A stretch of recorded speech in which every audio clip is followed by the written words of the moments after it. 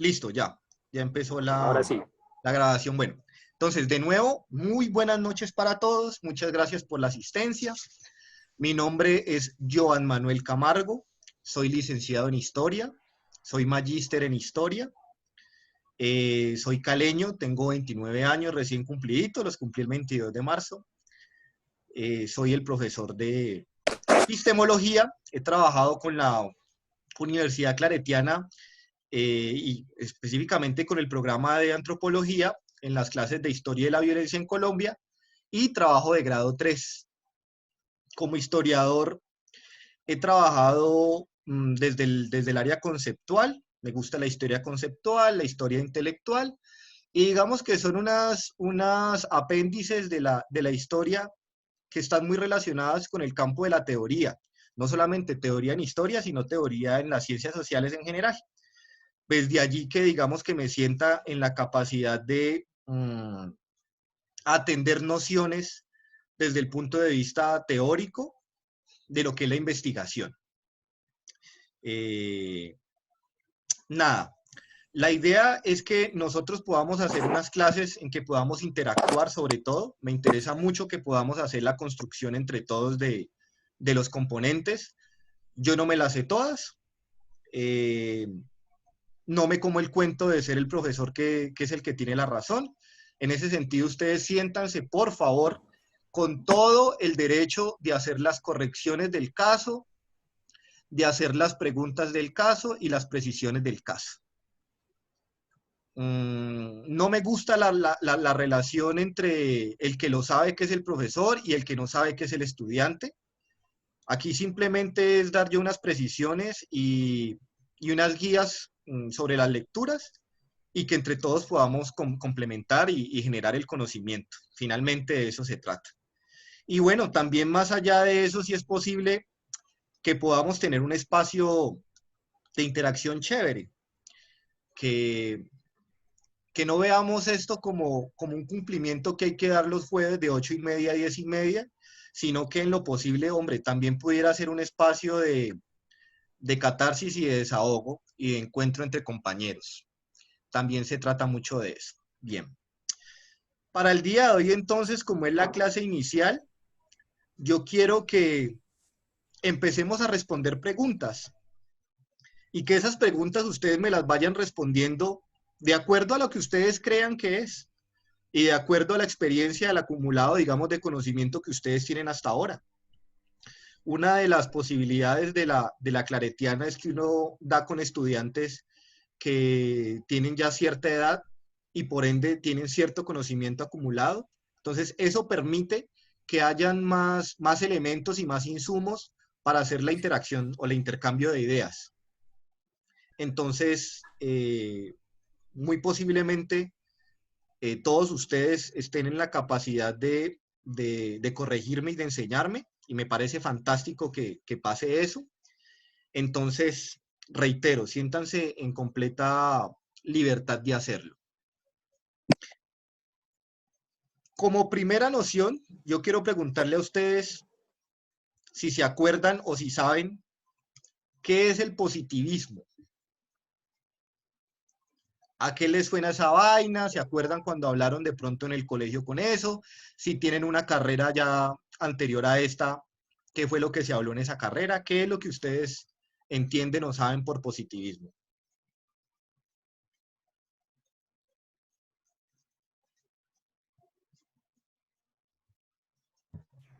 Dos a la vez.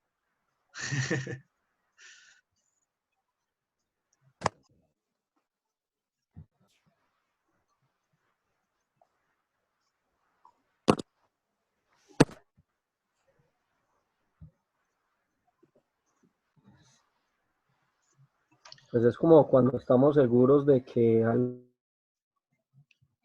es real, estamos positivos de que, no sé, de que lo que estamos viendo es algo real, tiene una fuente pues que nos da la razón de eso.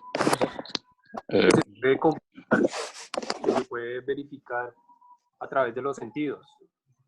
Es como el conocimiento único, ¿no? Como el conocimiento auténtico de científico, digamos. quiero aportar, Profesor, es No una... da como quiero cabida. aportar también Profesor, Ok, listo. el positivismo, ¿Sí? profe.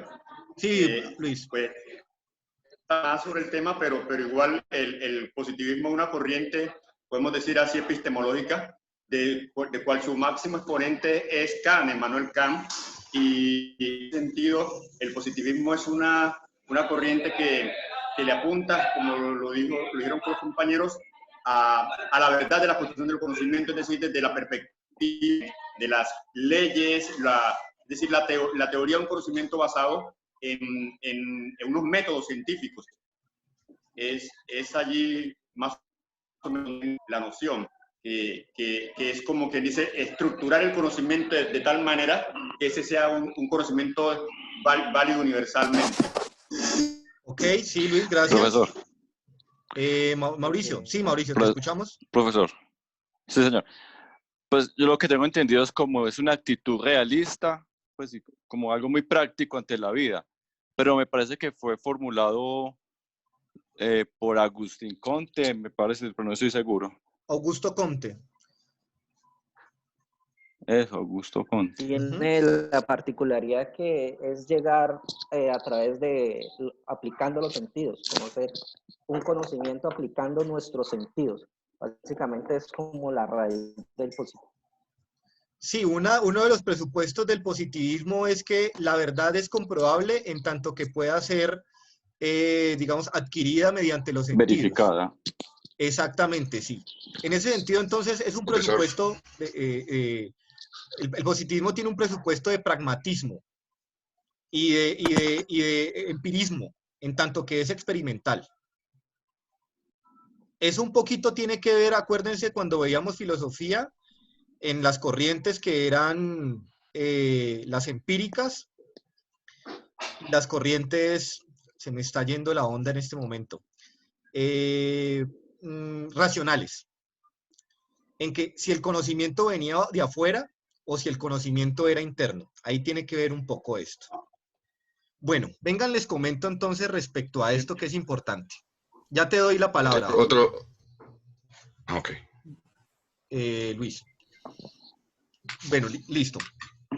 Resulta que cuando estamos hablando del positivismo, y es la primera pregunta que yo les planteo, es porque hay unas estructuras formales dentro del conocimiento científico y dentro de la verdad científica. Hay diferentes tipos de verdades. Por ejemplo, la religión nos plantea un tipo de verdad. La vida nos plantea otro tipo de verdad. Y cada una de las instituciones tienen un sentido de lo que es la verdad. En este caso nosotros, como cientistas sociales, como historiadores o antropólogos, pertenecemos a una comunidad y esa comunidad establece ciertas normas para lo que es la verdad. En este caso es la verdad científica. Toda verdad científica es verdad en la medida que puede ser comprobable. ¿Por qué es así? Pues porque eso se planteó desde lo que se conoce como el positivismo, que fue durante el siglo XIX, donde se empiezan a formalizar lo que van a ser o lo que va a ser la ciencia como la entendemos hoy en día. Augusto Comte entonces va a plantear que lo verdadero, que lo cierto, es todo aquello que puede ser comprobado mediante los sentidos y a partir de una cosa que se va a llamar el método científico, que no es una cosa de él, sino que es una cosa que plantea Aristóteles. En ese orden de ideas uno podría decir que el positivismo como lo conocemos es de Comte, pero que el positivismo en realidad, su estructura y su sentido es aristotélico. ¿Listo? Ahorita sí, te escucho, Luis. Luis Fernando.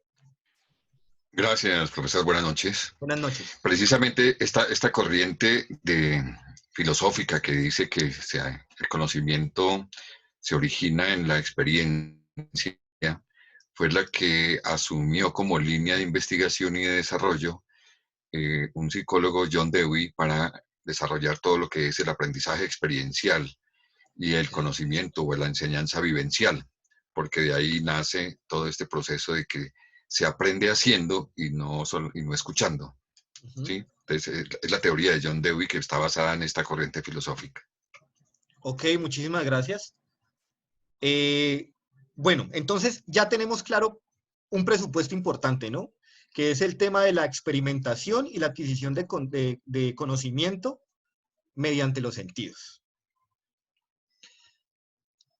Miren, ustedes como antropólogos es importante que tengan muy claro una cosa. Las formas de ustedes para establecer verdades o para establecer, digamos, resultados científicos, etcétera, etcétera, etcétera, dependen de este formalismo que es el positivismo y depende del método científico y depende del establecimiento de una problemática, de una pregunta de investigación, de unos objetivos, bueno, de todo lo demás y lo que ustedes les han venido hablando. Pero, como ustedes van a trabajar con comunidades, ustedes tienen que entender que esas comunidades funcionan con órdenes diferentes. ¿Qué quiere decir esto? Que si ustedes están trabajando con una comunidad indígena que tiene unos presupuestos panteístas, es decir, de relación con la naturaleza, fuertes, y que ellos plantean sus verdades desde esa cosmovisión, ustedes no pueden desconocer esa verdad. Esa es su verdad y su propio orden, que no responden al orden positivista, sino que responden al orden de su cosmovisión. Si ustedes no entienden eso, difícilmente van a entender la racionalidad y la lógica de esa comunidad. Y ese es un problema bien importante en el campo, sobre todo de la antropología, porque a veces no logramos entender esas cosas. Nosotros somos miembros de la comunidad occidental. Nosotros funcionamos con un orden donde la verdad es racional, donde la verdad es lógica, es comprobable, donde nosotros transmitimos el conocimiento mediante la información en documentos, en artículos, etcétera, etcétera. Pero eso no quiere decir que sea la única verdad o no quiere decir que sea la única forma válida, porque también es una cuestión de validez. Nosotros hacemos parte de comunidades. Nosotros hacemos parte de la comunidad de nuestra ciudad, hacemos parte de la comunidad barrial y hacemos parte de la comunidad académica. Y en esas diferentes comunidades nos movemos de diferentes formas. Es decir, nosotros no vamos a ver un partido de fútbol y vamos a decir, yo me planteé esta pregunta de investigación y este problema y estos objetivos y a partir de ello determiné que el que va a ganar va a ser el Once Caldas. No, uno simplemente le dice al compañero o al amigo con el que está viendo el partido, huevón, yo creo que gana tal porque ficharon a tal y a tal y a tal personaje. Es decir, nos estamos moviendo con la lógica de ese grupo. Ah, pero nosotros no podemos hacer lo mismo cuando estamos planteando un trabajo de grado.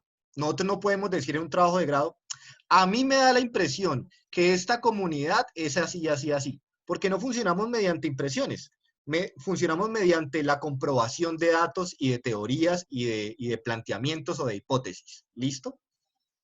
Esto ténganlo claro para toda su carrera, compañeros, porque se van a dar cuenta que a veces van a tener muchas problemáticas con eso, al no saber diferenciar que hay unos conocimientos, hay unas verdades que son válidas dependiendo de la comunidad o del grupo desde donde se referencie. ¿Listo? Bueno, ¿alguien más tiene algo que agregar o quiere agregar algo más en relación con el positivismo?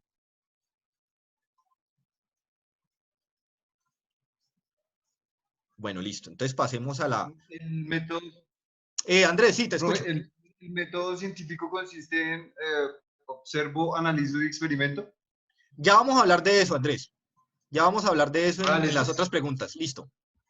Bueno.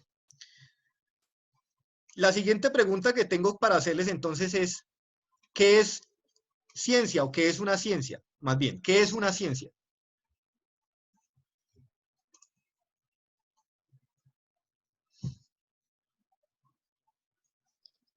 ¿Una técnica de comprobación?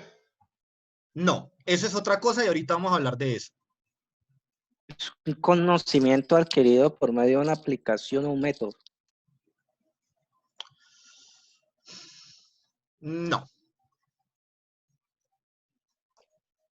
A ver, la ciencia, profe, yo podría decir que la ciencia se construye a partir de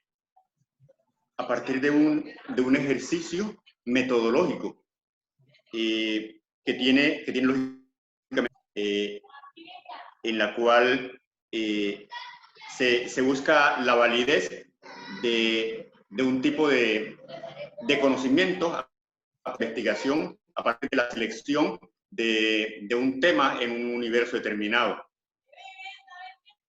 Bueno, Entonces sí. necesita seguir una metodología y dependiendo del tipo de ciencia que se va a hacer, si es una ciencia, como dice la ciencia exacta, o es una ciencia como tiene que ser el camino metodológico. Es decir, si son las ciencias naturales o son ciencias sociales. Bueno. Pienso que Luis tiene ahí como bastante razón, porque es como el conocimiento a través de la investigación. Sí, lo que pasa es que Luis se me está tirando la clase porque me habló en 2 minutos de todo lo que yo tengo preparado para 2 horas. No porque no sea cierto lo que está diciendo, sino porque se me fue kilómetros más para allá de lo que hemos estado hablando, pero sí tiene toda la razón. Digamos que lo que hizo Luis fue más que definir, digamos, puntualmente lo que se conoce como una ciencia, habló también de la metodología y del sentido y del funcionamiento de las ciencias. Pero sí, venga, un momentico. Aquí Heidi me estaba escribiendo por el chat que yo no me había dado cuenta. Su aporte dice, también está la corriente del positivismo jurídico. En ese se encuentra Thomas Hobbes con el Leviatán, que es un teórico que me encanta, me cae muy bien. Thomas Hobbes. Y dice, ¿cómo aplicarlo en la arqueología? Ah, no, este es Alejandro, dice, ¿cómo aplicarlo en la arqueología cuando ese ser humano ya se encuentra muerto? Aunque hay que entender que antes estuvo vivo.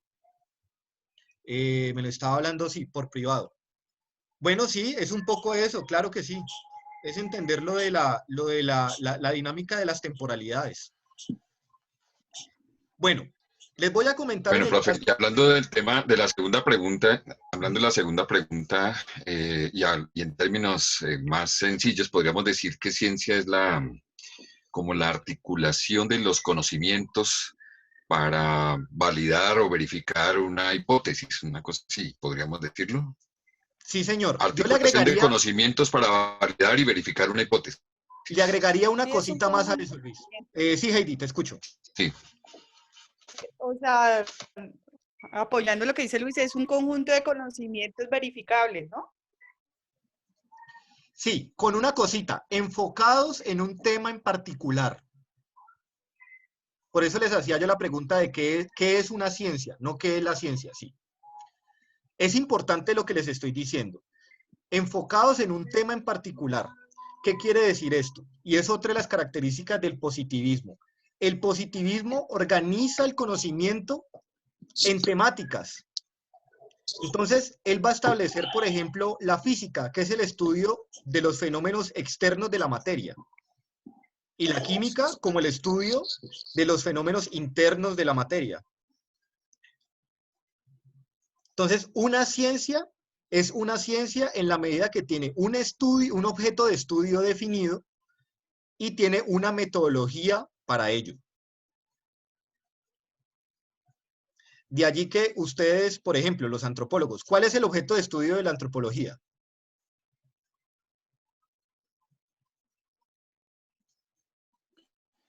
El estudio del hombre y su contexto cultural. Lo que es el estudio de antropología, lógicamente, es el hombre en su contexto, podemos decir, en su contexto social. Social, sí. O societal, social y culto, sí. Creo que es el estudio del relacionamiento del hombre con su entorno. ¿Qué hace que la antropología sea antropología y no sociología, o no historia, o no lingüística?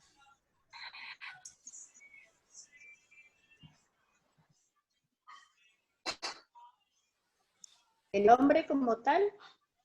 No, señora. Eso es lo que hace las ciencias sociales, y no ciencias naturales.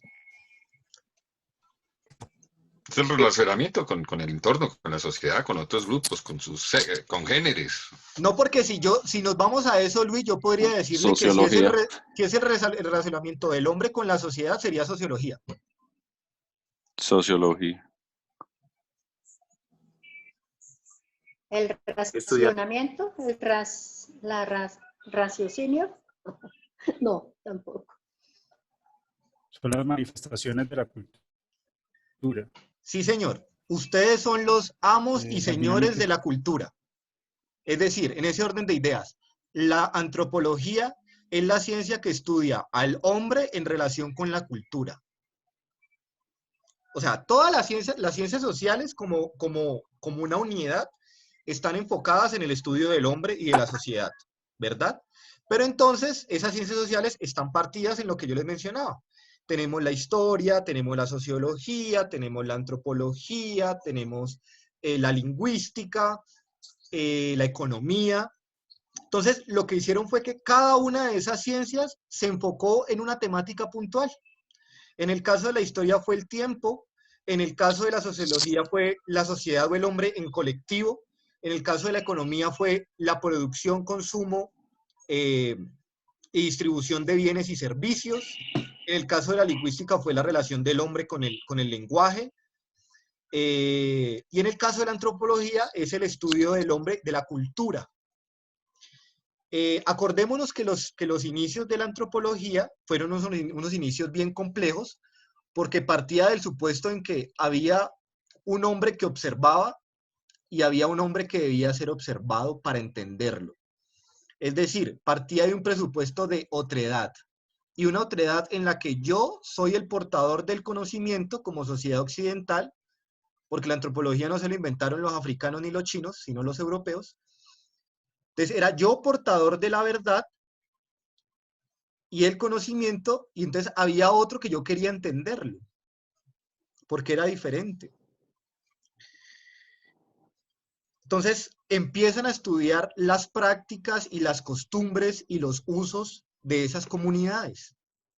Pues bien, resulta que esas prácticas y esas costumbres y esos usos es lo que uno podría entender, grosso modo, como cultura.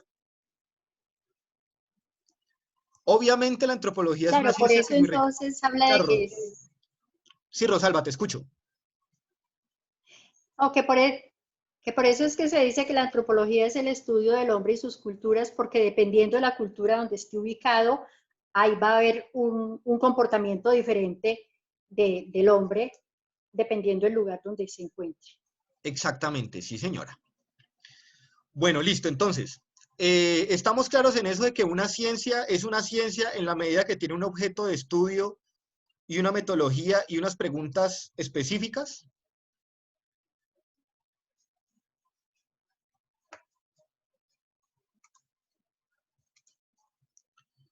Bueno. Sí, es el camino de la ciencia occidental, por supuesto, profe. Claro, sí, señor, desde el punto de vista del Bien, positivismo. si existen otros caminos de construir ciencia. Totalmente. De construir ciencia no, de construir conocimiento. La ciencia es un nombrecito de la sociedad occidental, de alguna manera. La cientificidad y todo eso. Sí, pero claro, obviamente hay otro tipo de conocimientos que también entran dentro de lo científico, que entenderíamos nosotros como científico, pero ya corresponden a otro tipo de nombres. Sí, señor. Bueno, ahora les pongo yo, señora. Profe, ahí entonces podría uno decir que cada una de estas ramas, como la sociología, la antropología, son conocimientos porque son específicos de determinados áreas, bueno, no sé. No, no, no. ¿Sí? Son ciencias que generan conocimiento. Ah, cada uno es ciencia que genera conocimiento. El objeto de la ciencia es la generación de conocimiento. Ajá. Bueno, ahora les pongo yo la cosa más complicada. Si ya dijimos que la ciencia es eso, ¿qué sería la disciplina? ¿Qué es una disciplina?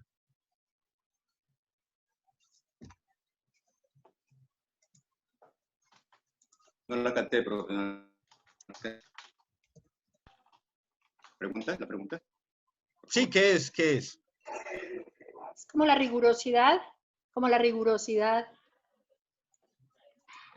con que se con que se, por ejemplo, se estudia o se desarrolla algo, como unas reglas, unas conductas, algo así? Bueno, en ese Sí, caso yo diría sería... que son como unas reglas para mantener, Sí, dale, Mauricio, dale. sí, que, que serían como unas reglas que se tienen para, como para mantener un orden establecido, por decirlo algo. O, sí, como las reglas para mantener el orden. Ok, especifico Más más o menos. entonces. Para mí podría ser como una variante o una vertiente dentro de esa ciencia que se encarga de algo específico. Sí, es un campo de Sí, estudio. señor. Sí, señor. Y entonces, ¿qué Vale. diferenciaría una ciencia de una disciplina?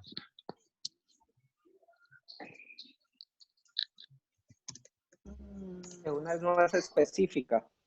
La disciplina termina siendo más específica y la ciencia más general. O al contrario. O que la disciplina aplica el conocimiento generado por la ciencia. Sí. O sea, podríamos plantear que una está supeditada a otra. Podría ser. Bueno, ahí La hay una disciplina cosa. no investiga, aplica. Sí, Y señor. la ciencia investiga. Sí, señor. Sería una rama de la ciencia. O sea, sería como entendamos esto como la disciplina y esto como la ciencia, y en ese sentido la ciencia está contenida dentro de la disciplina. La disciplina está contenida, qué pena. La disciplina está contenida dentro de la ciencia. ¿Qué es? Y era lo que estaba diciendo Luis Fernando, y muchas gracias por el aporte. Y es que la ciencia va mucho más allá que simplemente la organización de un conjunto de conocimientos. O sea, la ciencia reflexiona, la ciencia debate, la ciencia establece elementos, la ciencia se cuestiona. La disciplina uno podría entenderla ya como la organización de todos esos conocimientos adquiridos y la aplicabilidad de los mismos. ¿Qué quiere decir esto? Una ingeniería no es una ciencia, una ingeniería es una ingeniería. La ingeniería lo que hace es aplicar lo que le aportan las otras ciencias, lo que aportaría una química, lo que aportaría una física, lo que aportaría la biología, ¿sí? ¿Sí me hago entender en ese sentido? Ujú. Sí, Por señor. esto unos estudian química pura y otros estudian ingeniería química. Sí, señor, exactamente. Exactamente. Entonces, bueno, ahí ya vamos quedando como claros, compañeros, en ciertas nociones, o sienten que vamos muy rápido. Vamos No, bien. vamos bien, vamos Ah, bien, bueno, vamos bueno, bien. fantástico, fantástico. Vamos por el camino. Listo. Tercera pregunta, compañeros. Cuarta pregunta ya. Era lo que hablamos ahorita. ¿Qué diferencias hay entre ciencias sociales y ciencias naturales? Pues más allá del hecho, digamos, de que estamos unos trabajando con el hombre y con la sociedad y que los otros trabajan con la naturaleza, lógicamente. Más allá de eso, ¿qué diferencias habría? Y, profe, Sí, Luis. las ciencias sociales son más cualitativas. Entonces, el método no está sujeto al diseño experimental, mientras que las ciencias naturales pasan por un diseño experimental. Puesto, para lograr esos resultados hay que escoger el camino, como quien dice, de ese camino científico, y es allí donde el cientista natural piensa que lo que hace el científico social es averío, es poco válido, porque ellos están acostumbrados a llevar un método a partir de diseño estadístico y llegan hasta una verificación, es decir, una construcción de hipótesis, un diseño experimental, lo que no se hace en las ciencias sociales, porque es más cualitativo, es más comprensivo, hermenéutico. Luis, yo se lo voy a poner a dar la clase. Venga, cambiemos aquí de roles. Señor, por favor, me estoy rebalando, estoy cayendo, tanto para ver si me recupero, profe. Muy bien, muy bien. Pero sí, dijiste una cuestión fundamental allí. Una de las diferencias entre ciencias naturales y ciencias sociales son los objetivos o los presupuestos. ¿Qué quiere decir esto? Que en el caso de las ciencias naturales, la búsqueda, y esto lo hablo desde el origen con el positivismo de Comte, la búsqueda de la ciencia, según Comte, era el establecimiento de leyes naturales. ¿Qué es una ley? Una ley es un fenómeno que siempre se va a dar igual, que es inmodificable. No importa en dónde se genere. Una ley es algo que siempre se cumple. Pero hay uno como plantea leyes en la La sociedad. universalidad de la ciencia. Exactamente. Pero entonces uno decía, bueno, ¿y en la sociedad uno cómo plantea leyes? ¿Universalidad, profe?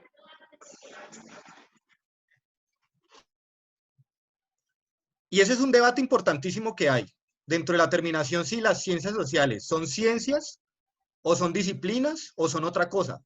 Porque nosotros no estamos buscando la aplicabilidad de leyes. No podemos.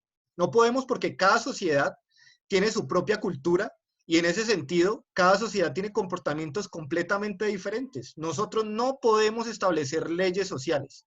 No hay una ley que se cumpla en todas las partes o en todas las culturas. Entonces, ¿cuál sería el sentido de la ley? Pero sí estamos investigando. Claro. Pero sí estamos investigando constantemente la cultura de las sociedades o la cultura de las comunidades que sirva como elemento, ese resultante de la investigación, como un insumo para otras disciplinas que puedan aplicarla.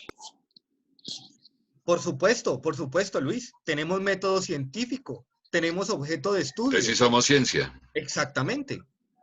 El tema es que no podemos entender las ciencias simplemente como algo que intenta establecer leyes. O sea, la ciencia va más allá de eso. La ciencia es reflexión, ¿sí? La ciencia es descubrimiento, es reevaluación de elementos. Sino que eso fue un debate y todavía es un debate que se plantea mucho de por qué se habla de ciencias sociales, que eso no son ciencias, y es que nosotros utilizamos sobre todo métodos cualitativos y no cuantitativos, como decía Luis. Pero no, es que no se trata de eso, no se trata simplemente entonces de que nosotros manejemos estadísticas o no, o que nosotros podamos verificar o comprobar cosas que se apliquen de manera universal, no. Lo científico va mucho más allá de esos elementos y era lo que estaba planteando Luis Fernando ahorita. Bueno, entonces la diferencia entre las ciencias sociales y las ciencias naturales podría decirse, en términos generales, que es el enfoque. Unas están buscando el descubrimiento de leyes o el establecimiento de leyes, y nosotros estamos buscando es entendimiento de unos fenómenos sociales en un enfoque no macro, sino micro, en un enfoque específico, ¿sí? Además de eso, pues entonces es la búsqueda, digamos, no de la experimentación, sino el entendimiento de fenómenos. Nosotros no experimentamos porque no podemos coger a una gente pues y hacer cosas. Sin embargo, dentro, por ejemplo, de la psicología se plantea mucho la experimentación, ¿sí? Pero más allá de eso es el entendimiento de fenómenos, la explicación de fenómenos, pero en pequeña escala, entendiendo en cuenta, digamos, las características de cierta comunidad, de cierta sociedad, etcétera, etcétera. Bueno, esta vaina está como buena. Ahora, les planteo esto. ¿Cuál es la diferencia entre saber y conocimiento?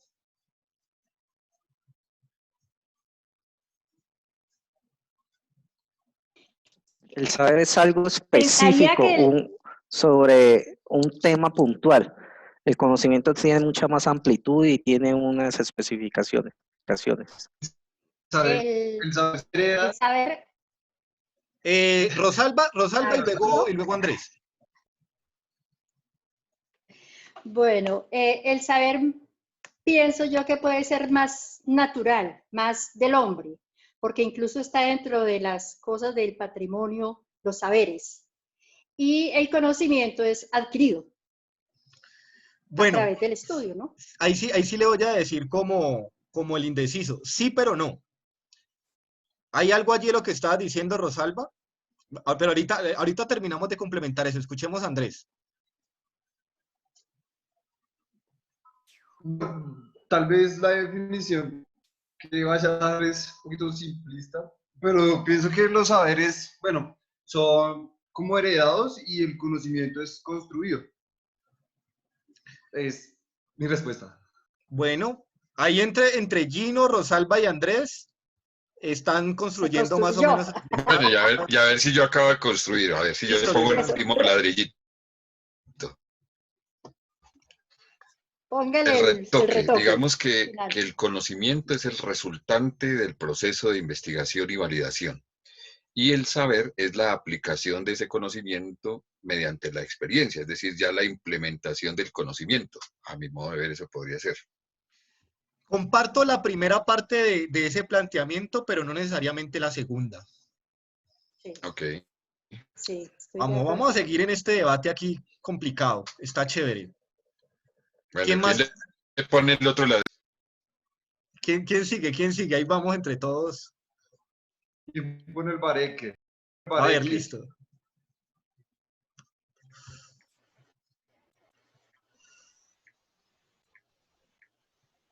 Bueno, yo les voy como aportando certezas. Una de ellas es el hecho de que el conocimiento no es formal.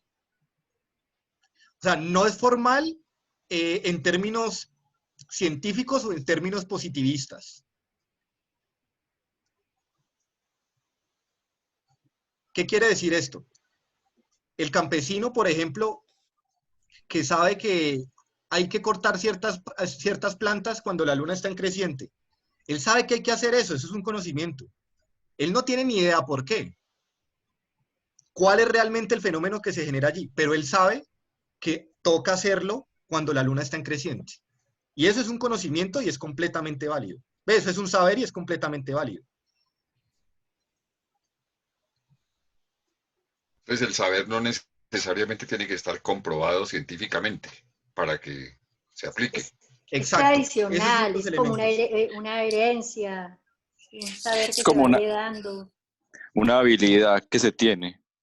Sí, Le voy a digamos, poner es un una... ejemplo le voy a poner un ejemplo a ver si ayudamos a validar el asunto. Listo. El conocimiento es cuando yo leo la receta que dice 5 miligramos de sal.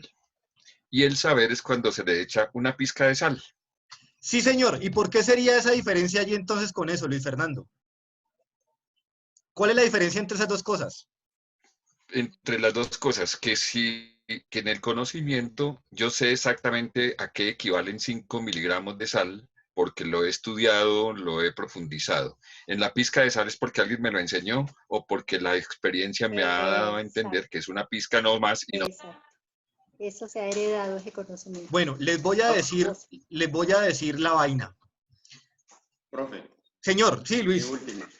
hágale. Entonces, de acuerdo a esta pista que usted ha dado y el camino que han seguido los compañeros, el conocimiento pasa por un método, mientras que el saber es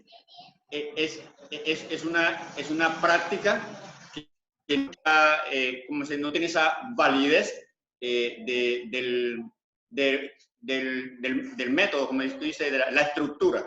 Es producto de la experiencia o del ensayo-error. Sí. La gran diferencia entre el saber y el método es simple y llanamente, entre el saber y el conocimiento, es que el conocimiento es formal. ¿Qué quiere decir esto? El conocimiento responde a unas formas, el conocimiento está organizado, el conocimiento está esquematizado, el conocimiento está medido, es decir, el conocimiento es un saber que pasa por todo un método, como bien estaba diciendo Luis, y que se formaliza y se establece. Es un saber que está pasando por un tamiz de cientificidad, está pasado por un tamiz de observación, de comprobación, de generación de hipótesis, de organización de datos, etcétera, etcétera, y ya se convierte en un conocimiento que es formal. Alexandra, ¿qué decías? Es una pregunta. Si, el conocimiento viene de la deducción y el saber de la intuición. Bueno, sí, eso podría ser un planteamiento también bien interesante, la diferenciación entre uno y otro. Y me parece que es muy válido eso, Alexandra. Además de eso, que el saber no necesariamente, dame un segundito, Germán, el saber no necesariamente va más allá de saber las razones por las cuales se da el fenómeno, que era lo que le decía yo con la luna. El conocimiento sí busca saber el sentido y las causas del fenómeno. Ujú. Dale, Germán. Me surge una duda con lo que está diciendo usted y es que entonces pareciera que el saber entonces por simple oposición fuera informal, pues eso lo que genera es como un asunto de verticalidad y no de horizontalidad en la construcción de esos saberes, pues y de la apropiación además de esos saberes. Pues creo que es como pues simplemente por oposición, nada más lo que está diciendo, ¿qué tiene de informalidad un saber? Porque yo estoy muy de la mano de lo que estaba diciendo hace un momento Rosalba, de esos saberes ancestrales y más nosotros, pues en nuestra posición de antropólogos, de hablar de esos saberes ancestrales, de las memorias tradicionales asociadas bueno, en fin, ese tipo de elementos. Y no sé, pues me da la sensación que estamos como hablando o induciéndonos a pensar o a la construcción a partir de creer que los saberes son informales y la verdad creería que no. Claro, no, es que es totalmente cierto lo que estás diciendo, Germán. ¿Cuál es la cuestión allí? La cuestión es que el conocimiento hace parte de lo que es lo científico, el saber no. Es decir, dentro de lo científico nos movemos es a partir de la generación de conocimiento, no de saberes. No quiere decir que uno sea válido y el otro no. Lo que quiere decir es que dentro de lo que les decía yo al principio de la representatividad y dentro del orden de lo que es lo científico, tenemos que hablar es a partir de conocimiento y no de saberes. Sin querer decir con ello, reitero, que el saber es inválido o que el saber es menor que el conocimiento. Lo que pasa es que para que podamos hablar, digamos, en cuanto a saber y a conocimiento, estamos hablando de verdad, ¿cierto? Pero dentro de la verdad científica, lo que es válido es el conocimiento y no el saber. Nos movemos es a partir de ese orden de lo que es el conocimiento, no de lo que es el saber. Muy bien, profe. Usted ya nos dio su definición de conocimiento. Regálenos la definición suya de saber, por favor. Ok, listo. Nada, el saber es información adquirida, digamos, de manera informal, hablándolo en términos positivistas o en términos científicos. El saber es una información que se adquiere mediante una, digamos, experimentación accidental, podría ser, o mediante la simple observación, pero no con los insumos de lo que implicaría un método científico. Entonces, el saber no es epistemológico. Dentro de la dinámica epistemológica, no. No porque le faltarían elementos para ello, Alexandra. A ver, porque es que también hay una cosa. Hay una cuestión allí. Por ejemplo, llegar a resultados verídicos mediante hipótesis equívocas.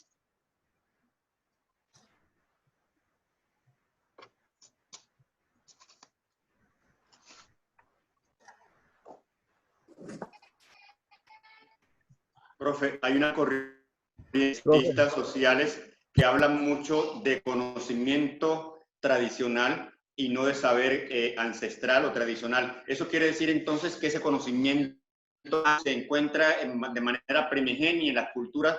Ese saber no alcanza el nivel de conocimiento y que habría que someterla a un proceso investigativo para que llegara a ser conocimiento. No necesariamente, Luis. No, lo que quiere decir es que ese conocimiento ancestral no corresponde a las formas de lo que hemos establecido como saber científico.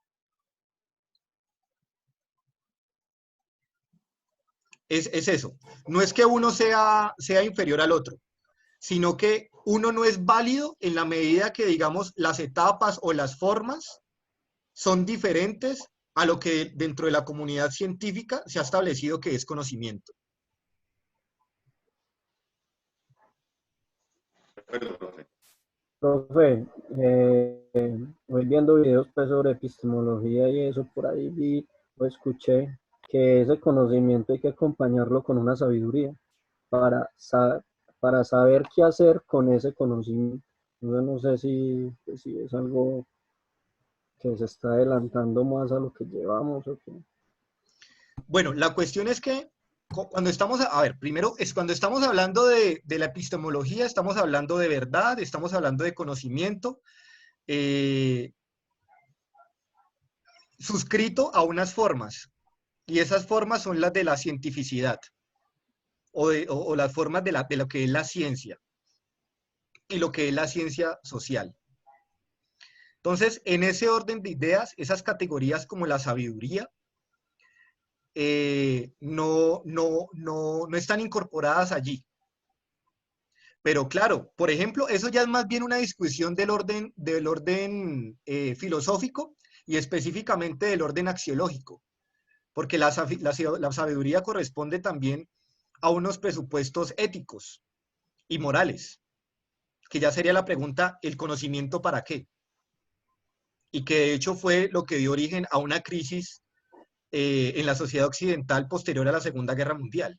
Cuando termina la Segunda Guerra Mundial, Europa dice, bueno, nunca habíamos avanzado tanto en tecnología como en el último siglo, digámoslo. Descubrimos una cantidad de cosas en 100 años que no se habían descubierto en 5.000 años. ¿Pero para qué? Ese conocimiento, ¿para qué? Ese saber, ¿para qué? Lo único que logramos con esto fue generar mejores formas de matarnos. Lo único que logramos con esto fue que ya no matábamos a uno con la espada, sino que matamos a cientos de miles con el desarrollo de la bomba atómica, con el gas mostaza. Entonces, ese tipo de preguntas, por supuesto, son completamente válidas y necesarias. Esa pregunta de el conocimiento o el saber para qué. Pero, dentro del orden de lo que es la dinámica de la ciencia, digamos que se escapan. Recordemos que la filosofía es una humanidad, mientras que la antropología es una ciencia social. ¿Sí me hago entender con eso, Alejandro?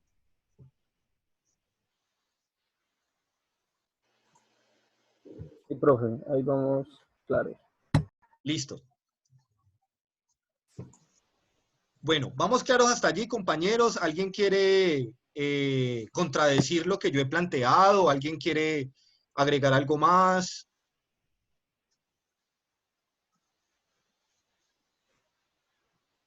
Bueno, continuemos con las preguntas entonces. Profe, no sé si me estoy adelantando, pero Sí, hay un análisis que se dice que la relación es del sujeto al objeto. Podríamos entonces pensar en que, así, a grosso modo general, en las ciencias sociales podría alguien de la comunidad que va a estudiar y se encuentra uno que cuando llega a la comunidad a hacer un trabajo de valoración de ese saber ancestral, los pueblos indígenas o negros le plantean una metodología de trabajo. Ellos dicen, ustedes traen una metodología, una ruta, pero nosotros queremos plantearla así. Luego entonces ellos no quedan en la categoría de objetos de la investigación, sino qué es lo que ellos quieren hacer y cuál es su historia, cuáles son sus recursos naturales y una cantidad que de entrada se da cuenta uno que ellos ya tienen una ruta, un método, se puede decir así, de construir conocimiento, así sea, a partir de antes relación con algunos otros investigadores sociales. Es decir, ya no podría pensarse que ellos son objetos de la investigación, sino que también son sujetos y que el objeto son los elementos o las variables de esa dinámica en investigación participativa. Mire, Luis, claro, ese es uno de los grandes debates que hay dentro de la epistemología, en el caso de las ciencias sociales, porque si nosotros estamos trabajando con el hombre y con la sociedad, ¿cómo así que objeto de estudio? O sea, ¿el otro es un objeto? ¿Es una cosa? ¿Es una vaina externa y diferente a mí? Y eso fue por mucho tiempo lo que pasó, y era lo que yo les hablaba ahorita de la antropología con una postura excesivamente etnocéntrica. Era yo como portador de la verdad y de la validez, y era el otro como el menor, el subalterno, el que le faltaba para llegar a lo que yo era. Entonces, una de las discusiones que se ha venido dando y de los avances que se ha venido dando en términos epistemológicos dentro de las ciencias sociales ha sido el entender que no es el objeto de estudio, sino el sujeto de estudio. Y no en la medida yo de generar una verdad respecto a eso, o sea, una verdad que nace de mí en relación con ese otro, sino que una verdad que se construye con el otro. Lo que estás planteando, claro. En la medida, por ejemplo, que yo vaya a trabajar con una comunidad para entender las redes, por ejemplo, las redes familiares, yo no puedo plantear que esas redes familiares son válidas o no. Yo simplemente lo que voy a entrar allí es a explicar cuál es la dinámica de esas redes familiares. Es decir, no establecer juicios de valor respecto a. Porque antes lo que pasaba era eso.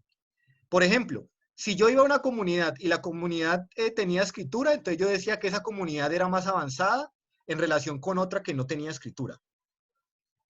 Si en esas comunidades no habían familias nucleares como padre, madre e hijos, sino que eran redes de crianza comunitarias, entonces esa comunidad era inferior a la mía porque es que lo correcto, lo que está bien es la familia nuclear. Les faltaban como escalones para llegar a. Y pues eso es una vaina que es completamente tirada de los cabellos. O sea, hablar a estas alturas de prácticas culturales válidas o inválidas es una locura completa. Eso no tiene cabida en ninguna parte. Porque no se trata de establecer validez o no con juicios de valor o comparación a lo que yo soy, sino que la validez radica es en el método que yo aplique a eso. En tanto el método que yo aplique está bien, digamos que la interpretación que yo haga es válida, no con lo que se encuentre allí. Y la otra pregunta... Ahí cabría, profe... Sí, señora. Ahí cabría, profe, el tema, por ejemplo, de la interculturalidad. Lo que sucedió, por ejemplo, cuando los claretianos llegaron al Chocó. Encontraron que la gente tenía su manera de vivir, su manera de disfrutar, su manera de celebrar, y ellos dijeron nada, ellos tienen su propio evangelio, el evangelio del pueblo. Y ellos entonces dijeron, vamos a construir juntos ese evangelio entre lo que nosotros sabemos, entre lo que ustedes tienen, y, por ejemplo, las fiestas de San Pacho es como un resultado de eso. Miren, por ejemplo, les voy a decir una cosa que suena horrible y lo digo en los términos, digamos, de la época. Durante la colonia, ¿qué era lo que se planteaba? Era la invalidez del negro en relación con el blanco y con el indio. Entonces se planteaba, por ejemplo, no, es que el negro es perezoso, es que el negro le encanta la rumba, es que el negro es holgazán, es que el negro es propenso al vicio, es más propenso a los vicios el negro que el indio o que el blanco. El negro es no sé qué, el negro es y sé cuándo. Claro, porque estábamos partiendo desde el yo hacia el otro. Y lo que no entendíamos es que dentro de la cosmovisión y dentro de las prácticas de las comunidades africanas, la cuestión de la corporalidad, ¿sí? La cuestión de la fiesta es un elemento fundamental para la relación entre ellos y entre sus seres superiores. Era la fiesta como un fenómeno ritual, ¿sí? Dentro de su cosmogonía y dentro de su orden, ¿sí?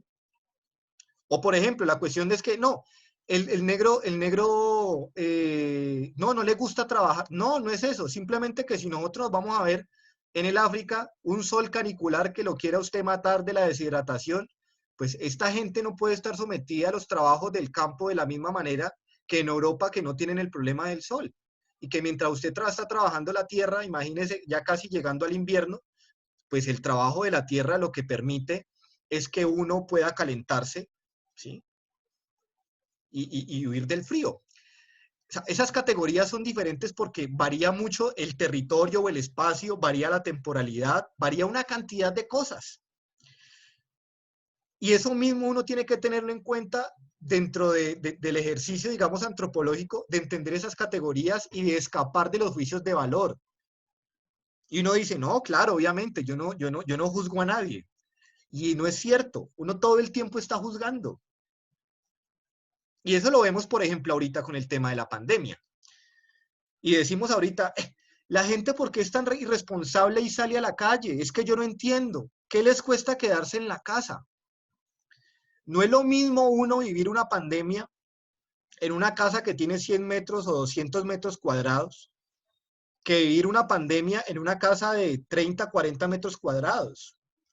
No es lo mismo uno vivir una pandemia tranquilo en su casa con mercado para un mes que vivir una pandemia donde usted tiene que comprarlo del día a día porque usted no tiene plata para hacer un mercado. Usted tiene que comprar el tomate, la cebolla y la librita de arroz para el día. Ahí estamos estableciendo juicios de valor. Estamos generando opiniones a partir de nuestro yo personal sin tener en cuenta el orden, las dinámicas y las realidades del otro.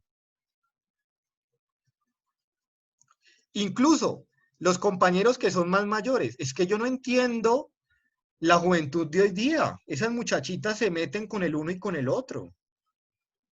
Una relación no les dura nada, eso les dura 15 días. Esa generación de hoy está perdida. Eso mantienen revolcando allí y allá. No. Resulta que es que desde el feminismo se han generado unas luchas y se han generado unas conquistas y la mujer ha podido tener control sobre su cuerpo, autonomía sobre su cuerpo, y la mujer en esta época tiene la posibilidad de acostarse con quien le dé la gana, las veces que le dé la gana, en los lugares que le dé la gana, porque por fortuna han podido despegarse del dominio del patriarcado. Todo el tiempo, compañeros, y me incluyo, estamos haciendo juicios de valor. Y así como hacemos juicios de valor en el día, en la cotidianidad, podemos entrar a establecer juicios de valor en el ejercicio científico. Y sería la existencia o inexistencia de los juicios de valor lo que determinaría si un conocimiento es válido o inválido. Recuerden que el presupuesto de la ciencia es la objetividad. Es la verdad que nos da el descubrimiento del fenómeno y el entendimiento del fenómeno. No es nada más. Un conocimiento es válido en la medida que su método haya sido bien implementado. ¿Sí? ¿Estamos claros hasta allí? Señor. Entonces, históricamente, bueno, la epistemología se materializa entonces con la teología de la liberación. Es una pregunta. Sí, una pregunta horrible además, Andrés. Es bien compleja. Se lo voy a responder como lo entiendo. La teología de la liberación existe en la medida en que el marxismo existió. Cuando Marx establece una premisa que establece que la historia avanza en la medida en que se dan unos fenómenos dialécticos, ¿sí? Y fenómenos dialécticos en tanto lucha de clase. Cuando uno empieza a entender ese presupuesto allí y ese postulado de conocimiento, o sea, de entender la historia como la lucha de clases,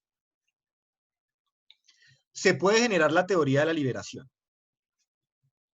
Es decir, desde la Iglesia, con la doctrina social de la Iglesia y con el presupuesto de lo que es el marxismo, ¿sí? Lo que había dicho Jesucristo en la Biblia, alrededor de la opción por los pobres, los planteamientos de la vida de Cristo cuando se revela contra los romanos, cuando se revela con los mercaderes, bueno, y con todos los demás, y cuando están viendo eso con lo que está diciendo Marx de la lucha de clases, esa unión entre ese conocimiento teológico y el conocimiento científico de lo que había dicho el marxismo se junta claro, permiten un fenómeno como la teología de la liberación. Digamos que es meterle sociología a la Biblia. Y claro, ahí hay un ejercicio epistemológico interesante. Es la unión de una verdad teológica con una verdad científica. O digámoslo en otras palabras, es la unión entre un dogma, porque la iglesia funciona a partir de dogmas, y una teoría científica. Puntualmente. Ahí choca mucho. Chocan, pueden ¿Cierto, chocar, profe? pero también coinciden bellamente, que eso es el producto de la teología de la liberación, Rosalba. La teología de la liberación es decir, bueno, ¿cómo llevamos las palabras del evangelio a la opresión de la burguesía hacia el proletariado? Es la tarea que tenemos que hacer. Bueno, no, eso depende desde qué lugar nosotros nos dirijamos, ¿no? Porque además hay corrientes, ¿no? Hay una antropología que es más del orden, digamos, político, una antropología mucho más crítica.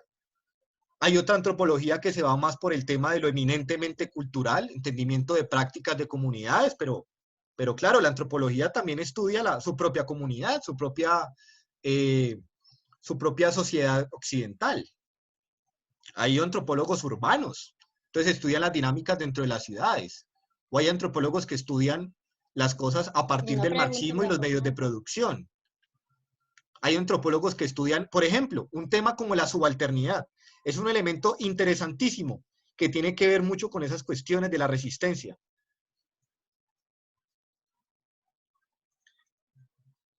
Pero bueno, no se llama la antropología del trabajo, la antropología de lo laboral, pero pues eso es un tema posterior, es un tema interesante. Sí. Y la línea que he asumido y que ya pues todos conocen, por eso decía Rosalba lo que decía, es que asumí la línea de la antropología prospectiva y la antropología aplicada, y en eso estamos trabajando fuertemente, y bueno, estamos dándole duro a esos dos frentes de trabajo. Dentro de esos, a la antropología empresarial específicamente. Ok, bien interesante esa cuestión. A mí me parece muy curioso que ahorita los diferentes proyectos de los ministerios, Ministerio del Medio Ambiente, Ministerio del Trabajo, etcétera, se necesitan antropólogos. Y yo digo, bueno, estos berracos nos están quitando el trabajo, pues. Pero es curioso cómo los que estamos metidos en la antropología, prospectiva, esa es la misión, abrir espacios para todos los antropólogos que vienen atrás y que se alinean con esas nuevas tendencias y aplicaciones de la antropología. Cosa que a mí me parece compleja. A mí me parece compleja porque en el caso mío, en el caso personal, yo considero que el cientista social debe ser subversivo y debe ser crítico con el orden establecido. Entonces, viendo uno eso allí, uno dice, pucha, estamos trabajando con el enemigo. Pero claro, obviamente, lo mismo yo al trabajar en una universidad y estar supeditado a unos currículos y a unas temáticas, estoy trabajando para el enemigo. Estoy trabajando para lo hegemónico, lo que está allí, sin saber yo con qué fines. ¿A ustedes para qué fines los preparan? ¿Con el fin de ser productivos porque hay una necesidad laboral dentro del sistema y la economía? ¿O porque realmente ustedes quieren reflexionar y hacer una crítica de la sociedad y del orden? Ahí es donde uno empieza interesante su planteamiento, profe. Ahí es donde uno empieza a preguntarse, bueno, ¿cómo es la cosa aquí? Sin embargo, por ejemplo, la primera clase que yo di en la Claretiana, que fue una clase presencial, yo dije, venga, yo no puedo decir una cantidad de cosas y predicar, pero no aplicar. Yo aquí no puedo llegar y poner mi silla aquí en el escritorio y yo tengo otras sillas allá, como si 5, 7 o 10 puestos equivalieran a un puesto acá. O sea, como si yo equivaliera a 10 personas allá. No, aquí todos somos iguales. Vamos a sentarnos todos en círculo. Y en el tablero no coloqué nada más, coloqué mi nombre, Joan. Listo, para que sepan cómo es que me llamo y me quieren decir Joan o profesor. Pero yo aquí no quiero venir a comerme el cuento de que yo soy el que sé y el otro es el que no sabe. Ese tipo de prácticas son prácticas subversivas desde el punto de vista de lo simbólico. Estoy pervirtiendo una organización que lleva más de 2000 años. Esa vaina de que aquí está el asiento del profesor y aquí debajito estaba el asiento de los demás estudiantes, eso desde el punto de vista simbólico nos decía, yo soy el que sé, ustedes no son los que no saben. Yo soy la jarra con agua y ustedes son los vasos vacíos que hay que llenar. Y bueno, el tema de la subversión tiene que ir muchísimo más allá de eso. Por ejemplo, de intentar yo como profesor establecer relaciones horizontales con ustedes. Y a ver qué dinámica allí de aprendizaje se genera con eso. Si es que ustedes no me van a tomar en serio, o sí, o eso les va a generar más confianza para que puedan plantear sus dudas o no, o si al contrario se van a relajar y más bien no hacen nada. En todo caso, ese tipo de modificaciones son subversivas y se dan dentro de lo que es lo hegemónico. No sé ustedes qué opinen de eso. La palabra alumno, sin luz. Alumno, sí, claro. Esa es otra vaina, claro. Ese alumno es buenísimo. A mí me encanta esa palabra en realidad, los alumnos. Pero sí, tiene una connotación terrible, el sin luz. Bueno, señores. Próxima pregunta. ¿Qué es paradigma?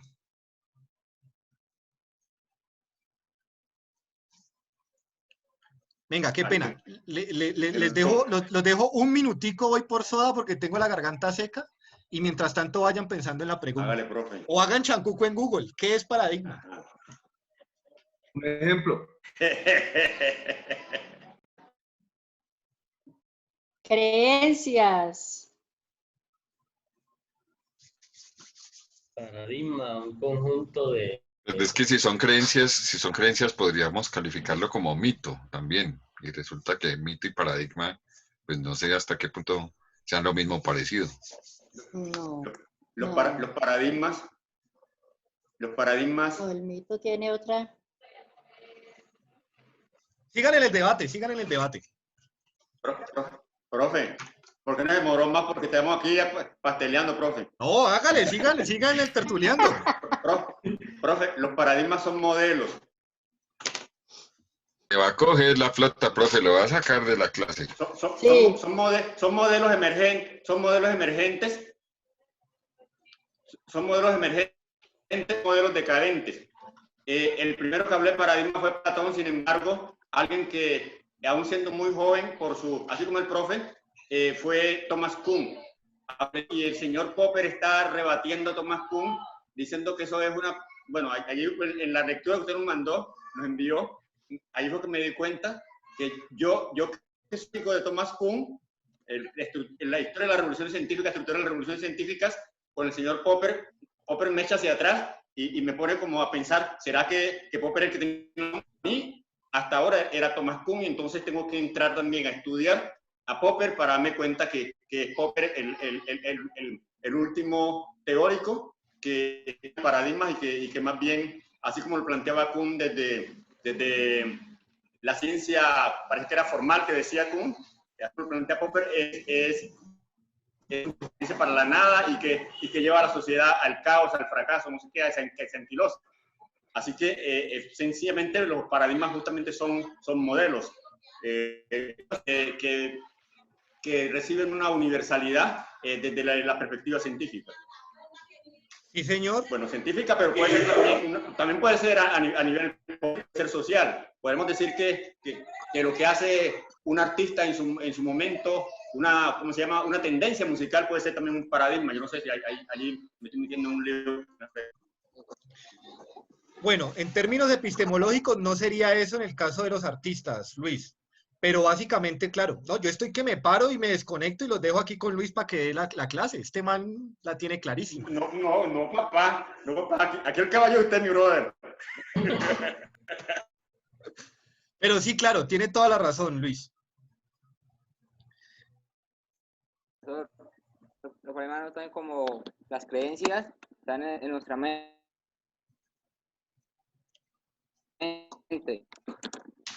¿Cómo, Camilo? ¿Qué dijiste? Camilo.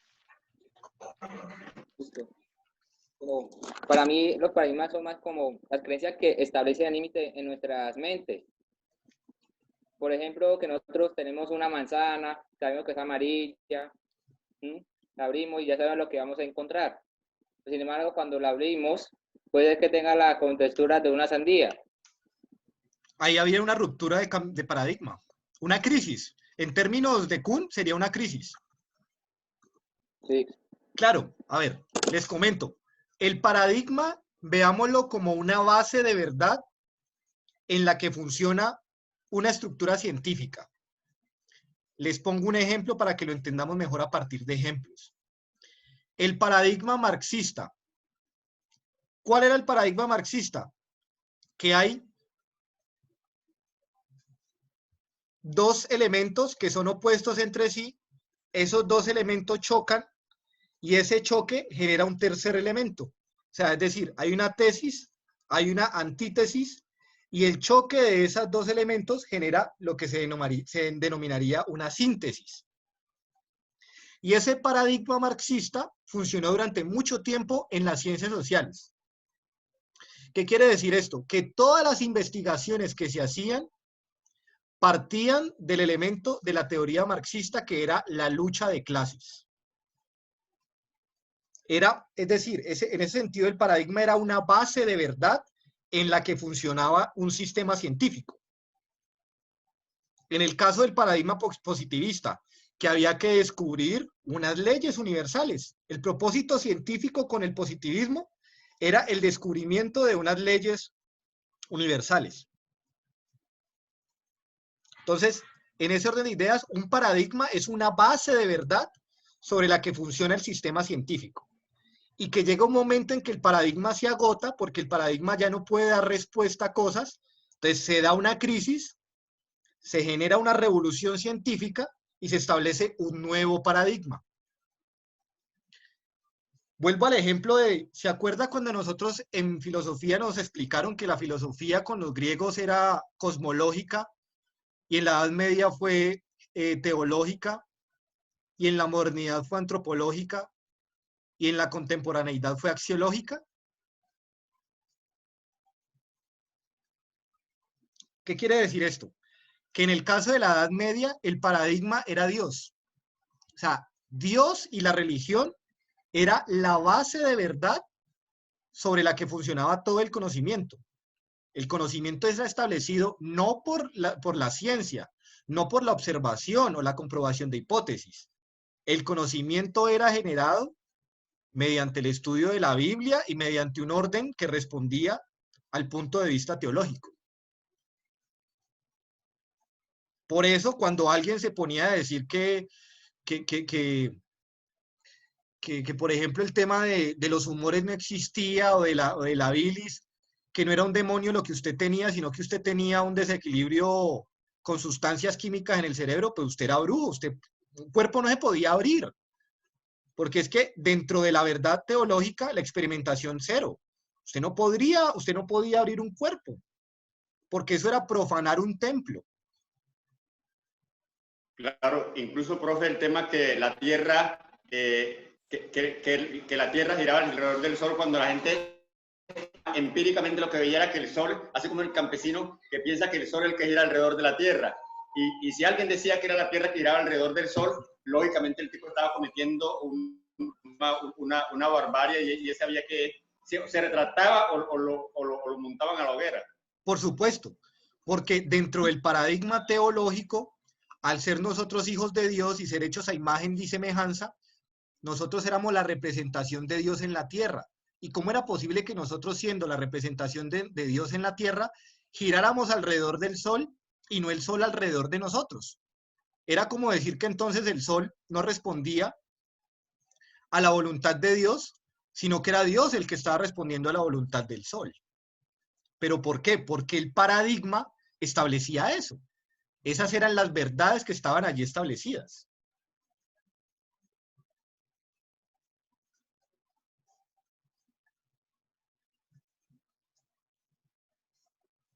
¿Sí? ¿Sí estamos bien con eso del paradigma? Sí, y en la modernidad o la contemporáneamente, ¿cuál sería el paradigma? Bueno, el paradigma en la actualidad es el método científico y es el establecimiento del conocimiento y la validez de ese conocimiento mediante la observación de fenómenos y la comprobación de hipótesis de esos fenómenos, pues mediante la creación de una pregunta y la aplicación del método. Es decir, que las dinámicas corresponden a varios elementos, a elementos biológicos, a elementos físicos, a elementos químicos. El paradigma en este momento es el paradigma de la ciencia. No es Dios, no es producto del hombre, no es producto de los dioses, no. Es producto de unos fenómenos de diferente orden, de orden biológico, físico, químico, climático, etcétera, etcétera. Y que el conocimiento está dividido en unos temas. Entonces, por ejemplo, el caso de Aristóteles, si uno se pone a ver a Aristóteles, Aristóteles era médico, era científico, era teólogo, era politólogo, bueno, era una cantidad de cosas, pero Aristóteles era filósofo. Naturalista. Biólogo. A mí no me pasaba por la mente que el tipo había clasificado especies hasta botánicas y hasta eso hizo. Exactamente. En el caso de nosotros ya no podemos ser eso.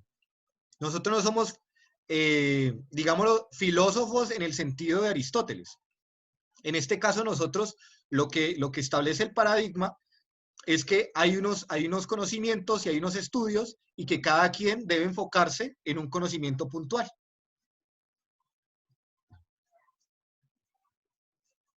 O sea, el paradigma... Profesor, qué pena. Sí, dale, Gino, ¿Y dale. cuál se espera que sea el próximo paradigma? ¿Qué dicen los futuristas? No es tanto una cuestión de futurismo, sino que digamos que todavía no hemos entrado en crisis. ¿Sabe en qué crisis sí estamos ahorita? ¿En qué paradigma se está cuestionando ahorita? El paradigma del neoliberalismo. Ahora con el tema de la pandemia. Ahorita hay una crisis del paradigma, digamos, socioeconómico a nivel global. Ahora el mundo se está preguntando, ¿será que la embarramos con el modelo neoliberal? ¿Por qué? Capitalismo. Claro, y no tanto un capitalismo, sino el capitalismo neoliberal, en el sentido en que el Estado se desentendió de muchas de sus obligaciones, entendió el cumplimiento de los derechos como simplemente la oferta del servicio, pero todo sujeto a las leyes del mercado de la oferta y de la demanda. Pero además de unos servicios como que tenía que agradecer el pueblo, ¿no? Sí, claro, además de eso. Y se No pierde derechos además, adquiridos. el sentido del ciudadano y del Estado. El Estado ya no se vuelve garante de unos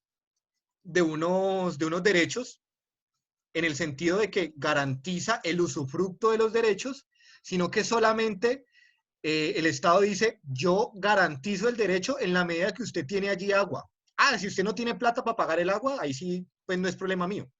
Pero yo le garantizo el derecho en la medida que usted tiene acueducto. Y lo mismo con la salud. Neoliberal y ortodoxo este sistema. Sí, señor. Es bien complicado. Es bien complicado. Señor. Algo que yo veo ahora es que existe multiplicidad de paradigmas. Anteriormente, por historia y temporalidad, se hablaba de uno para toda la era y para todo el momento. Digamos, ahorita que ya está leyendo que hay muchos paradigmas que se van a romper ya con el tema cuántico, lo que es la inteligencia artificial, ya que próximamente van a deslumbrar que pronto vida fuera de este planeta, ya sea microscópica o un nivel más avanzado. Entonces, hay una ruptura para este siglo que se espera que se rompan más o menos unos 3 o 4 paradigmas que van a cambiar por completo el tema. A comienzos de este siglo se rompió el paradigma del genoma. Entonces, en este momentico también hay en esa parte de la ciencia romper el paradigma de crear o dar larga vida. Entonces, hay muchos paradigmas que para este siglo supuestamente van a romper.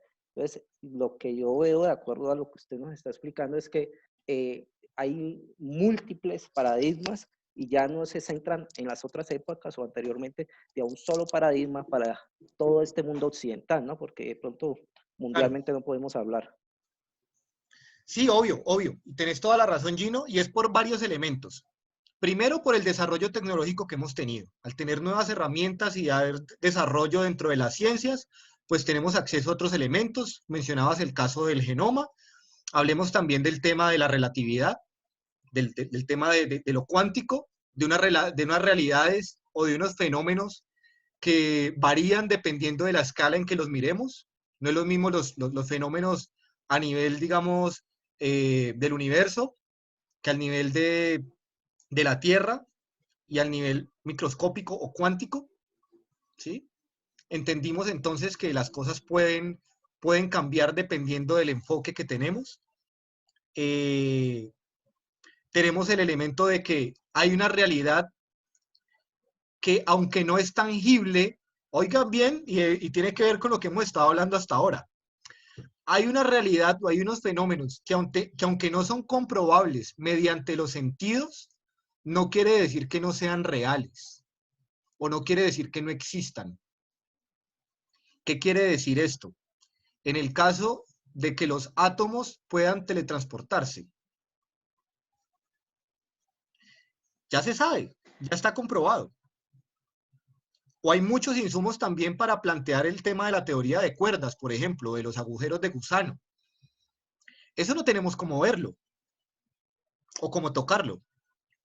Y sin embargo, la ciencia ha avanzado a tal punto que hemos podido determinar, digámoslo, matemáticamente, que hay unos fenómenos que escapan de la comprobación de los sentidos. En ese orden de ideas, ahí podríamos decir que también hay una crisis paradigmática, porque hasta donde hemos hablado aquí con el positivismo, lo real o lo cierto es aquello que es comprobable mediante los sentidos. ¿Cómo hacemos ahí, pues? Profe, ahí cabría también, por ejemplo, el hecho que también como de los, lo que llaman entidades o espíritus, ¿no? Que permanecen, el cuerpo se va, se muere, pero el espíritu permanece y están habitando, nosotros no los percibimos, no los sentimos, no los vemos, pero ellos están. Y digamos, pues, de eso se han encargado algunos de hacérnoslo saber. Y esas son unas formas de conocimiento que escapan a la validez científica y que no por ello uno podría determinar que es cierto o no.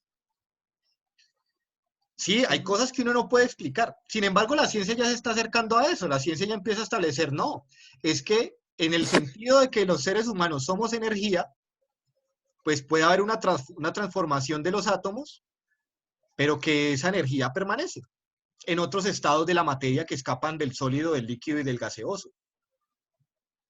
Ajá. Bueno, la cosa es que ahorita sentimos que estamos abriendo una cantidad de puertas y que todavía no tenemos, digamos, las gafas suficientes para mirar lo que hay a través de esas puertas. Es decir, Entonces, que no abramos portales. Estamos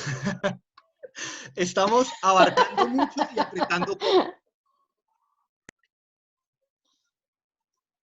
José, ¿qué vas? Si vas a hablar, hay que habilitar el micrófono. No, le iba a decir a Rosalba que eran los mediums. Ah, los mediums, que los mediums, Rosalba, dice José. Bueno, aquí ya nos colocamos, claro, como ya van siendo las 10, nos vamos poniendo paranormales. Nos vamos poniendo en modo síntesis. Mire, eso es un tema que me gusta mucho de ustedes los antropólogos. Esa capacidad que tienen para poder dialogar con otras formas de conocimiento, con ese elemento o con esos elementos de lo totémico, de lo mágico religioso, con ese otro tipo de formas de conocimiento. Y los antropólogos son un poco más tolerantes frente a eso que en el caso de los historiadores, por ejemplo. Nosotros somos excesivamente positivistas. Lo que es comprobable y ya. Y lo que está en la fuente y ya. Más allá de eso, lo que uno diga es paja. Eso sí se los Quería envidio. hacer una pregunta como respecto a eso en el campo de la investigación en ciencias sociales. Pues digamos que en esos terrenos de la antropología, cuando estás estudiando, por ejemplo, temas que no están muy investigados, donde no hay, o que no se ajustan a un paradigma existente, digamos, esos resultados de esas investigaciones, entonces no son considerados científicos, o en esos términos, cómo llegar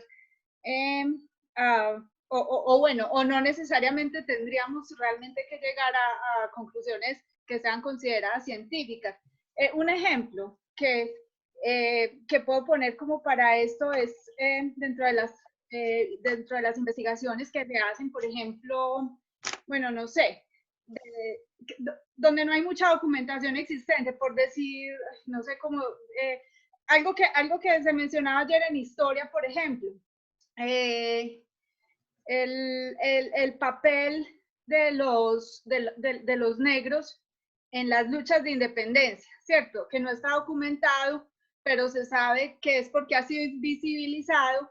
Entonces, de alguna manera, si tú quieres investigar sobre eso, no tienes un pensamiento, pues no sé si estoy equivocada, pero entonces no existe un paradigma en el cual yo me puedo apoyar para esa investigación, es decir, que casi que toda la pesquisa la tendría que hacer a través de otro tipo de relatos, no desde lo que se ha construido desde la ciencia, ni desde la historia eurocéntrica, ni desde la teoría del conocimiento eurocéntrico, sino que me tengo que inventar un paradigma para que mis investigaciones sean científicas, o cómo se resuelve ese asunto. Bueno, Alexandra, lo que sucede es lo siguiente, no es que haya que inventárselo, sino que digamos que el paradigma se establece mediante el descubrimiento. ¿Qué quiere decir esto? Claro, yo voy a estudiar, por ejemplo, bueno, lo que me estás diciendo. Entonces, el papel de las comunidades afro en el proceso de independencia. De eso se ha escrito muy poco. Lo que sucede es que eso se genera ahí es como un reto epistemológico. ¿Qué quiere decir eso? Al no haber unas bases previas, lo primero que se tiene que hacer es la generación de una metodología. Si usted no sabe cómo hacerlo, entonces plantee una estructura de cómo lo va a hacer. Y los resultados que se obtienen mediante eso, pues serían el paradigma que se establece. Y ese paradigma, entonces, puede que pasen dos cosas. O empieza a alimentarse ese paradigma, o llega otra persona que establece el otro paradigma allí. Él dice, no, lo que dijo Alexandra a mí me parece que no es cierto, porque lo que yo encontré fue esto y esto y esto. Y ahí empiezan, digamos, como las dos tendencias, y al final, digámoslo, o prevalece una de las dos, o entre las dos, se establecen verdades y se establece un paradigma. Claro, ahí el reto, cuando hay esos vacíos de fuentes, el reto allí es el planteamiento de una metodología que nos permita el descubrimiento o la generación de conocimiento sobre esa temática.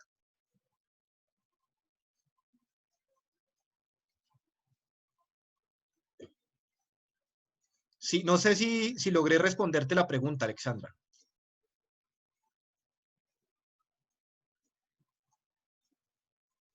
Sí, yo pensaría que sí. Lo que pasa es que eso me llevaría como a suponer que ya, digamos que la investigación como que se trasladaría a otro terreno, ¿cierto? O tendría que empezar no de menos que cero, digámoslo así. O sea que sería como una cosa más bien quijotesca uno meterse en un proyecto así. Claro, sí, porque justamente es el establecimiento de un paradigma respecto al tema, claro. Y es bien complicado por eso, porque uno tiene que hacer prácticamente de tripas corazón allí. Profe, y además sería hacer todo un trabajo de revisión de estado de arte. Y es posible en que Aquiles Escalante, que Nina Friedman, no sé cuántos más, el profesor Zapata y otros, en una búsqueda, en un estado de arte, encontremos que ya hay un, ¿cómo se llama?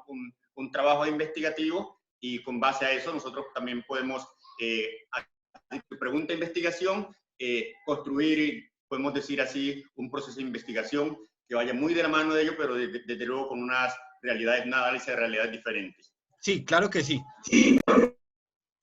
Ese tipo de preocupaciones, digamos, epistemológicas o preocupaciones científicas, me hacen acordar del tema de la etnohistoria. ¿Qué es lo que pasa con la etnohistoria? Resulta que nosotros los historiadores trabajamos con fuentes escritas, con documentos. Y entonces, a partir del procesamiento de los documentos, de la interpretación y todo lo demás, y junto a la teoría, pues establecemos realidades o explicamos procesos históricos. La pregunta era, bueno, entonces, si una comunidad no tiene escritura, entonces esa comunidad no tiene historia, o esa comunidad no puede ser historizada. Entonces, ¿qué es lo que pasa allí? Una serie de personajes que no eran ni siquiera historiadores, sino antropólogos, dijeron, no, el tema es que hay que hacer, digamos, un cambio del paradigma metodológico. Ya no podemos entender la fuente simplemente como la fuente escrita, sino que hay que entender otro tipo de fuentes. Por ejemplo, las fuentes orales, que es una vaina con la que ustedes son súper duchos. El tema de la entrevista y ese tipo de cosas. Ese tipo digamos, de preguntas del orden epistemológico, del orden del conocimiento y científico, implican entonces una reestructuración y unos planteamientos del orden metodológico, del cambio de las formas, para poder uno abordar esas problemáticas o esas cuestiones. Yo creo que además hay... Dale, Rosalba. El tema de la historia antes de la historia, lo que le denominan prehistoria. Es como si en la parte prehispánica esa historia no contara, porque digamos, a ver, ¿cómo le digo yo? Cuando se habla de la prehistoria, nos remitimos a la parte prehispánica, a la parte de cazadores recolectores, de la iniciación del mundo, qué sé yo. Y ahí me parece que hay ahí como una discriminación muy grande con el tema, con la palabra historia. O sea, ¿cómo así que hay una prehistoria? Entonces, antes de la historia, ¿acaso esta época no pertenece también a la historia? Siempre me he cuestionado esa palabra de prehistoria. Claro, lo que pasa es lo siguiente. Los historiadores llegan y dicen, bueno, ¿cuándo arranca la civilización? Y llegan y dicen, la civilización arranca cuando las comunidades empiezan a escribir. Entonces se van a hablar de comunidades ágrafas. Las comunidades ágrafas son las que no tienen escritura. Entonces, bajo el planteamiento occidental de que la civilización arrancaba era cuando el hombre empieza a escribir, es decir, el hombre se civiliza cuando escribe, quería decir que entonces todas las comunidades que no escribían eran comunidades que no se habían civilizado. Eso fue en un principio. Por fortuna, eso ya se rebatió y han establecido que dentro de la sociedad occidental es válido eso. Y antes de eso no es que no es que hubiera una prehistoria, ya de hecho no se usa el término, sino que ya se habla del término de las comunidades originarias o de las sociedades originarias.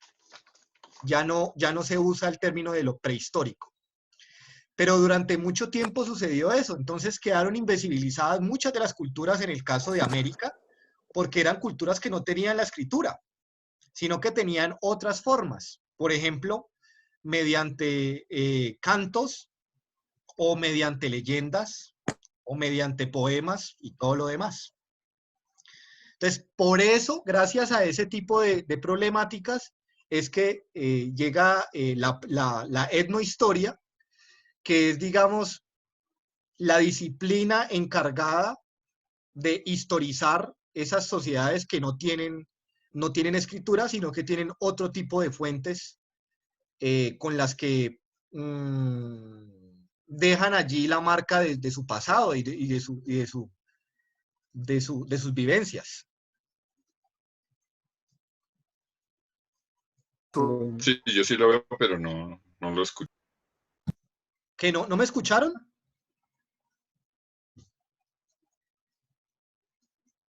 Hola, ¿no me están escuchando? Rosalba,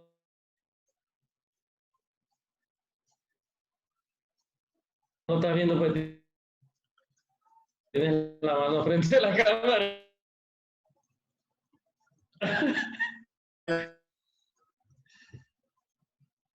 Hola, ¿me están escuchando ya? Está en una nube. ¿Me escuchan? Nube, Rosa.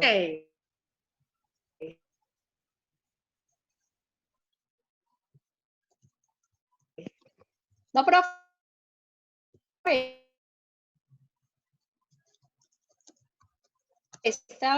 Estaba muy, No, muy bien. Qué malo. ¿Será que ya me escuchan? Ya. Bueno, ¿por dónde me quedé entonces? Estábamos hablando de la prehistoria, ¿Sí? de los no registros o de...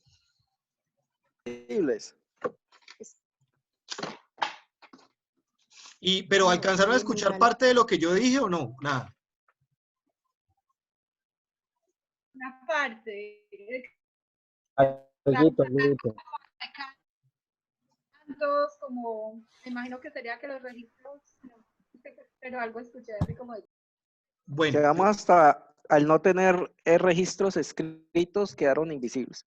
Ah, bueno, ok, listo. Entonces, sí, en el momento entonces que las comunidades no tenían eso, entonces no tenían historia y no eran dignas de ser historizadas.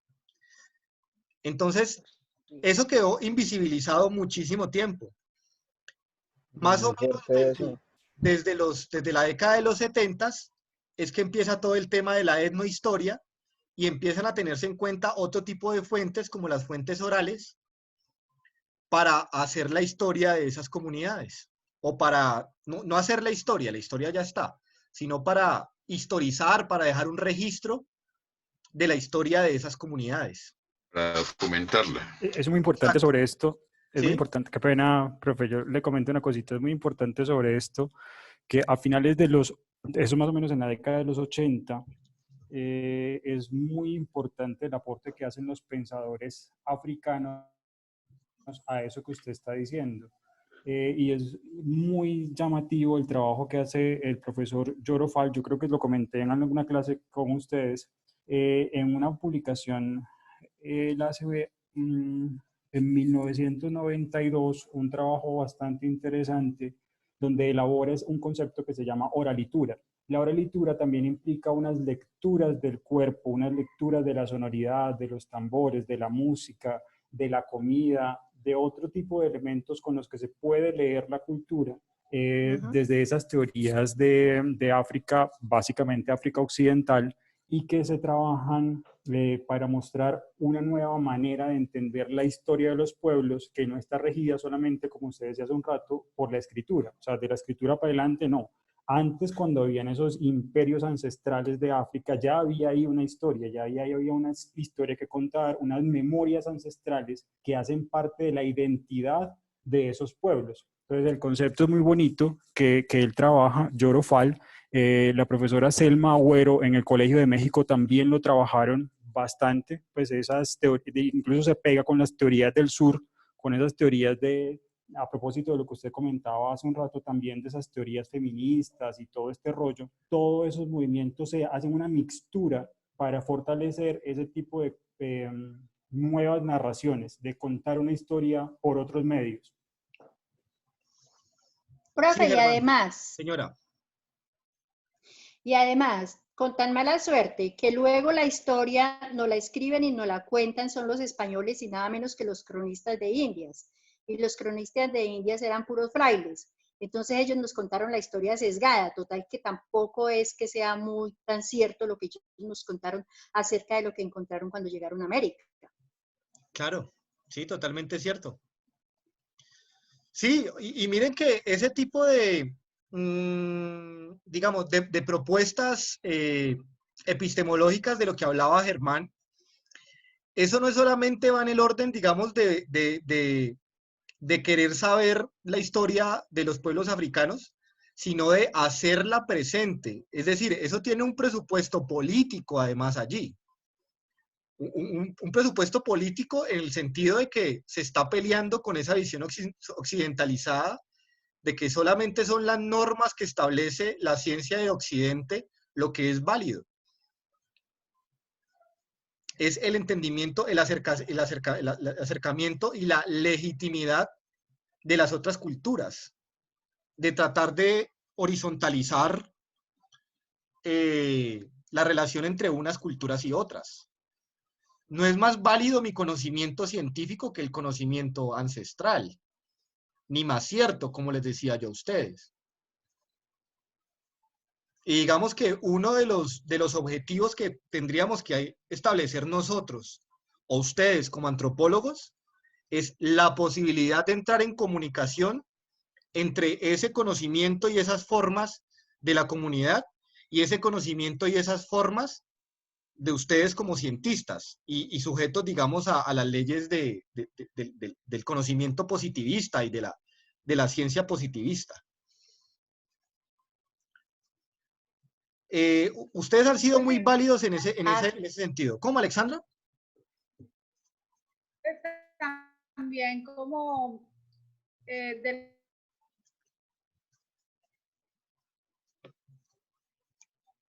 las mismas comunidades la posibilidad de, porque se ve pues como actualmente ya como en las discusiones académicas o desde hace algún tiempo, que las comunidades quieren tener más voz en los espacios académicos también, desde, no sé, como desde sus propias construcciones y no desde lo que está estipulado desde el occidente, y tener como más presencia en las universidades, no como sujetos de investigación o como subalternizados, sino también como...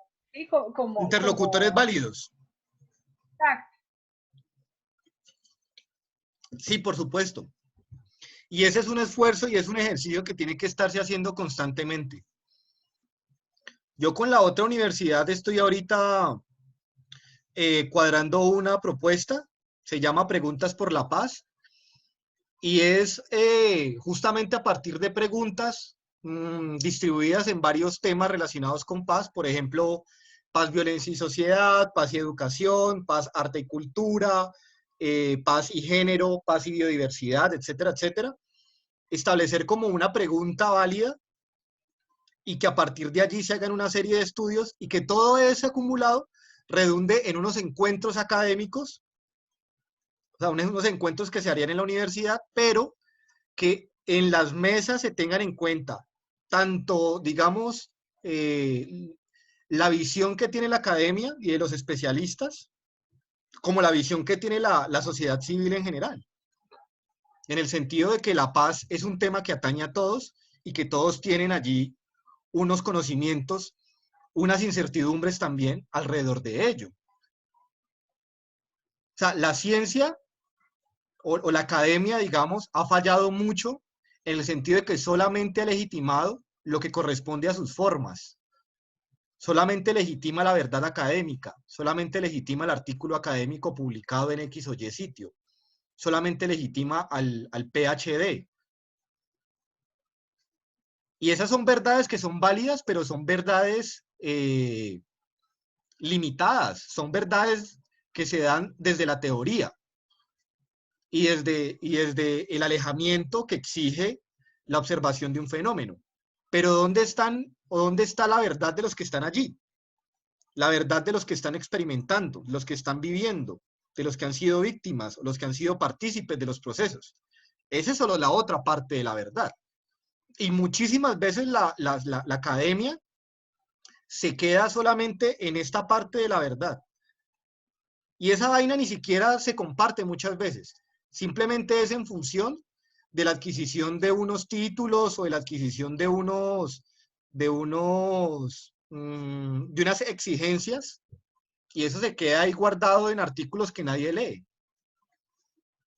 Entonces, ahí hay una tarea importante en el caso de nosotros. ¿Cómo vincular las diferentes verdades?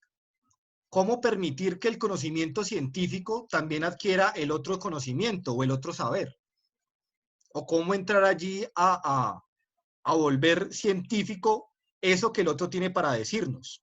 ¿Cómo generarle validez y cómo organizarlo, digámoslo, para que dentro de la academia se genere el diálogo? Porque estamos a veces muy alejados de lo que se entendería como la realidad. Estamos dentro de la universidad, dentro del laboratorio, dentro de la oficina, dentro de la biblioteca, hablando del mundo, pero el mundo nunca nos escucha. Y lo que hacemos, poca o nada de utilidad tiene. Entonces, sí es importante que tengamos eso. Y eso se da a partir de un elemento fundamental, que ni siquiera es del orden científico. Es un elemento ético. Y es el respeto por el conocimiento del otro. Por reconocer al interlocutor, sea quien sea. Ah, es que no sé si me siguen escuchando. ¿Me están escuchando? ¿Sí? Bueno, listo. Sí, nos ve muy dormidos. Nos ve muy dormidos. No, tranquilo. No, sino que me da miedo porque a veces me aparece un avisito que me dice que la conexión... Ahí está bien, ahí está bien, ahí está bien, profe. Ah, bueno, listo. Entonces, a veces nos montamos en unos parangones, y ahí me incluyo yo digo, no, juepucha, yo soy me disculpan la expresión, no, yo soy el putas de Aguadas, porque es que además yo trabajo teoría, es que nadie más trabaja teoría.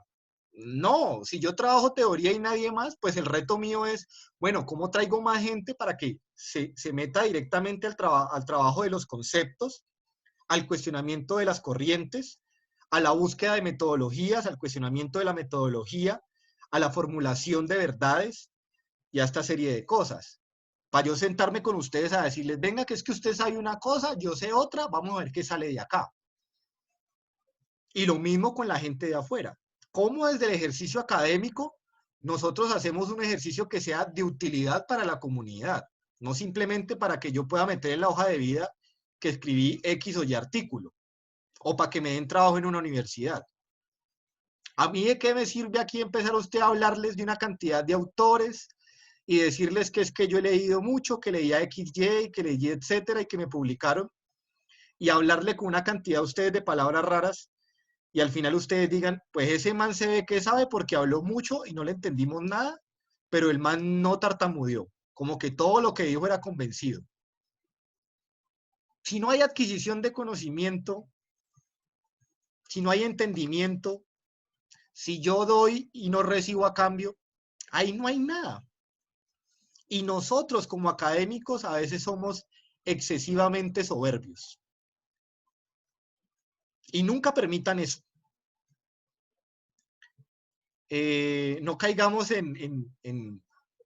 me acuerdo, hay un poema de Tomás Iriarte, y al final del poema dice, hay quien tiene la hinchazón por mérito y el hablar liso y llano por demérito.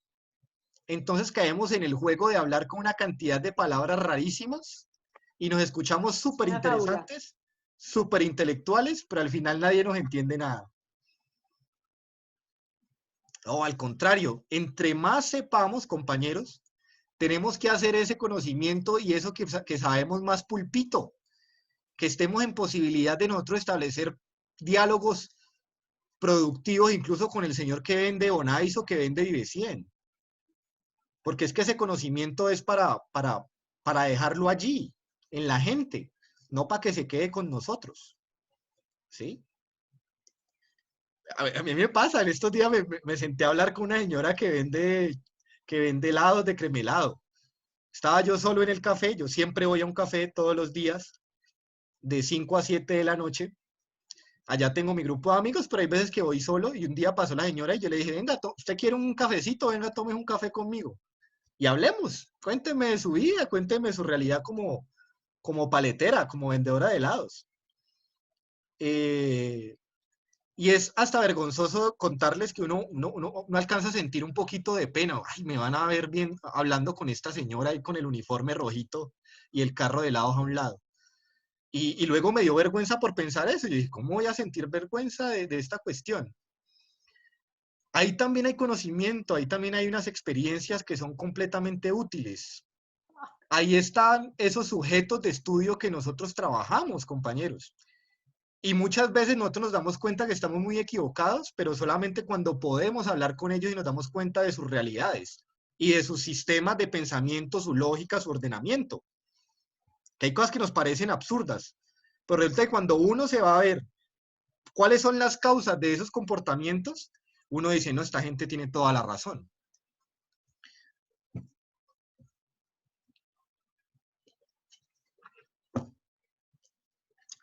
Bueno. Compañeros, se nos ha acabado el tiempito. Creo que me inspiré mucho hablando. No, excelente, profe, excelente. Muchas gracias. Muy bien, muy interesante. Bien, muy bien. No sé qué dudas tengan de lo que hemos hablado alrededor de esto, o qué comentarios tengan, qué críticas. Todo, duda muchísimas, profe. Profesor, deje de fumar en clase. Todo.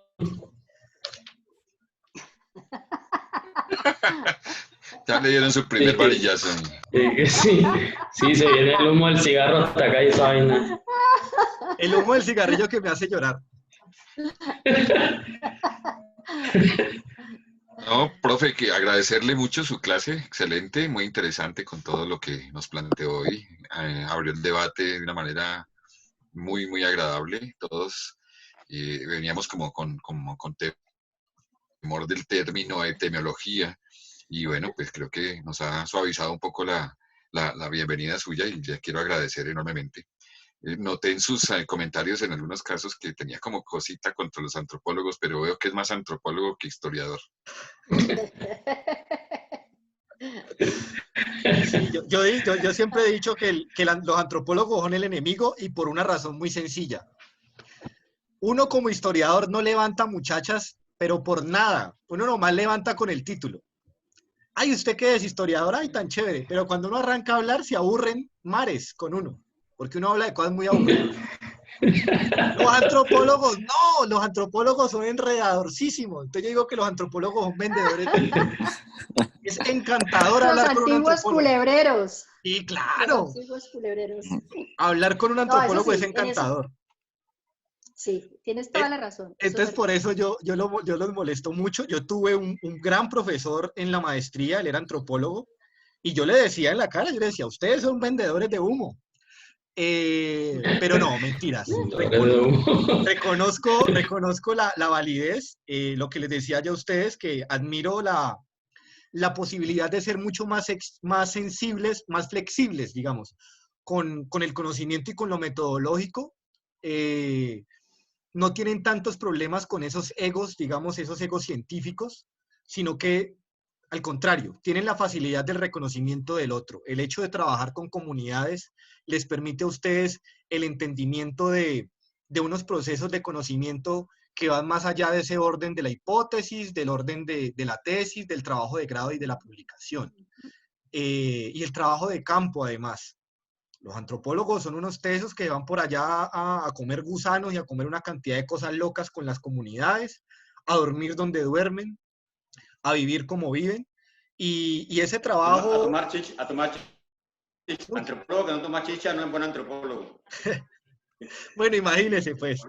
Entonces, no, reconozco totalmente la validez, pero sí, claro, les tiro a los antropólogos, pero les tiro a los sociólogos, les tiro a los economistas, yo le tiro a todo el mundo, yo disparo para todos lados. Pero no, sin querer decir con ello que hay desconocimiento. ¿Cómo, Alejandro? Acá bromeando que le tira a todo el mundo y no levanta nada. Ah, imagínense, peor. No, es terrible eso. Miren, compañeros, realmente les quiero agradecer muchísimo por la clase. Yo el día de hoy tengo 2 materias más, tengo una de 10 a 12 y tengo ahorita otra de 6 de la tarde a 8 de la noche, entonces es un poco agotador, pero en realidad el hecho de que haya fumado es porque me sentí haciendo visita. Me sentí reunido con una cantidad de amigos muy ñoños, hablando de temas muy importantes, pero en tono de visita. Entonces, eso me hace fumar. No, profe, y fue tan agradable su clase que sí le pediría que nos ayudara con la copia de la grabación de esta clase, que se tocaron temas muy interesantes que nos sirven de base para la antropología y que definitivamente hay que tenerlos a la mano, y por eso nos gustaría tener la copia de esta clase, profe. Listo. Entonces yo lo que propongo es que hagamos un grupito de WhatsApp. Por favor, que alguien lo organice. Yo aquí dejo mi número en el chat. Alejandro el propio, ¿ves? Ahí dejo mi número y para compartirles, para compartirles una carpeta para ir subiendo ahí las grabaciones. Incluso que no me dejen olvidar, yo quiero mandarles un textico muy corto. Es un texto enfocado a la historia, pero ese texto nos permite entender la diferenciación entre ciencias naturales y ciencias sociales. O sea, ¿qué hace una ciencia social una ciencia social? Es un texto muy chévere y es cortico. Me gustaría que lo tuvieran allí. Perfecto, y que muchas gracias. No, nada, entonces, Profe, de nuevo agradecerles. Muchísimas gracias, la pasé muy rico. Y hablé de la historia y siento que también la historia nos puede permitir trabajar en nuestros contextos aún desde la antropología, así que creo que ese aporte también va a ser muy valioso ya por la experticia que usted tiene en ese campo como historiador. Ok, bueno, vamos mirando a ver qué cosas se pueden aportar, ¿verdad? Desde mi propio campo. Y darle, perderle el miedo a esto, que entendamos como nociones de cómo funciona el sistema científico de nosotros, de que luego no nos quede grande entender qué es un estado de la cuestión, qué es una problemática, qué es una justificación, qué es un problema, qué es una pregunta de investigación, pero sobre todo que entendamos cuál es el sentido y cuáles son las formas de la comunidad científica a la que pertenecemos. Básicamente ese es el sentido con la epistemología. Este es el primer paso, que es muy conceptual, de lo que es todo el tema de la investigación. Pero más allá de esto, eso es como andar en piragua, eso es facilísimo. Entonces no nos asaremos. Muy bien, entonces crear el grupo de WhatsApp para compartirle la cumbia epistemológica. Uy, fantástica, me encanta. Me encanta la cumbia epistemológica, por supuesto. Para ver si llego al Erasmo, Luis Fernando. Si por fin llego al Erasmo. Sí. Muy bien, compañeros. muchas gracias, profe, de verdad, por su clase.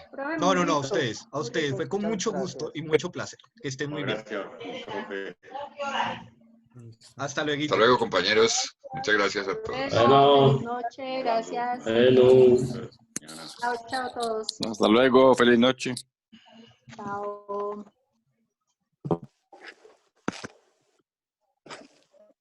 A ver, ¿cómo es que se sale de esta jodida?